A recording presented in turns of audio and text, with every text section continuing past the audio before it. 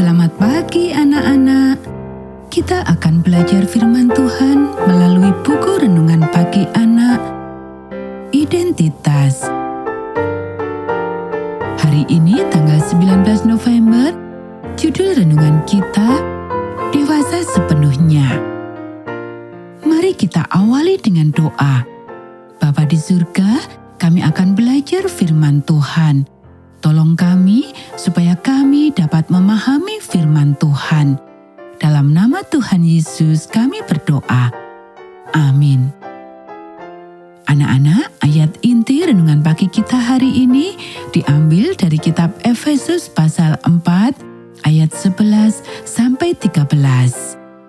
Dan ialah yang memberikan baik rasul-rasul maupun nabi-nabi, baik pemberita-pemberita Injil maupun gembala-gembala dan pengajar-pengajar, untuk memperlengkapi orang-orang kudus bagi pekerjaan pelayanan, bagi pembangunan tubuh Kristus, sampai kita semua telah mencapai kesatuan iman dan pengetahuan yang benar tentang anak Allah, kedewasaan penuh, dan tingkat pertumbuhan yang sesuai dengan kepenuhan Kristus. Dasar kepercayaan ke-17, karunia-karunia rohani dan pelayanan. Beberapa orang dipanggil oleh Allah dan diberkahi oleh Roh Kudus untuk fungsi-fungsi yang diakui oleh gereja dalam pelayanan pastoral, penginjilan, kerasulan, dan pengajaran yang secara khusus diperlukan untuk memperlengkapi anggota untuk pelayanan, untuk membangun jemaat menuju kedewasaan rohani, dan untuk memupuk kesatuan iman dan pengenalan akan Allah. Banyak gereja dan pemimpin menerima pembagian karunia rohani ke dalam 3 kategori umum.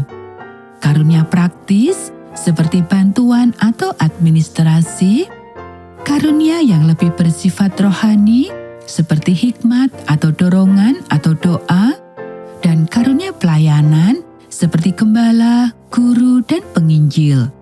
Jika Anda tertarik, ada banyak tempat di media cetak atau online untuk mempelajari lebih lanjut. Untuk hari ini, kita akan berkonsentrasi secara khusus pada kategori ketiga, yaitu pelayanan, karena satu alasan. Kebanyakan orang Kristen, tidak terkecuali orang Advent, berpikir bahwa kategori ini berisi satu-satunya karunia rohani yang nyata dan menyerahkannya kepada para profesional yang dibayar oleh gereja. Saya tidak bisa memberikan pelajaran Alkitab. Bukankah itu tugas pendeta? Namun lihatlah kembali ayat ini. Pendeta atau guru diberikan untuk melatih para pengikut Kristus dalam pekerjaan sebagai pelayan yang terampil. Dengan kata lain, apa yang kita lihat sebagai karunia-karunia pelayanan adalah karunia-karunia yang seringkali diikuti dengan penuaian yang spektakuler di berbagai belahan dunia, dan oleh karena itu terlihat seperti cara utama Tuhan menjalankan gerejanya, sebenarnya ada untuk tujuan melatih kita semua untuk menggunakan karunia-karunia yang kita miliki.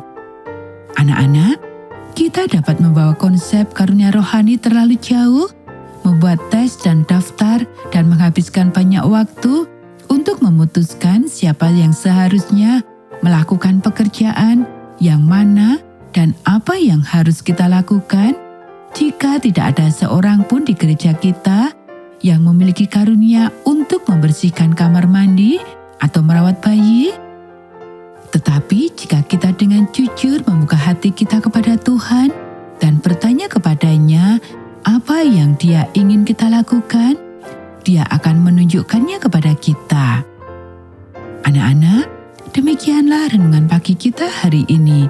Mari kita akhiri dengan doa. Guru, ajari kami untuk menjadi bijaksana dalam bidang ini. Saya ingin tahu apa karunia saya, tetapi saya tidak ingin menjadi sombong tentang hal itu, atau terlalu pensiun, atau rendah hati. Saya tidak ingin berkata seperti Musa, tetapi Tuhan, saya tidak bisa melakukan itu. Engkau tidak memberikan karunia itu kepada saya. Tunjukkan pada saya dan buatlah saya bersedia untuk melayani.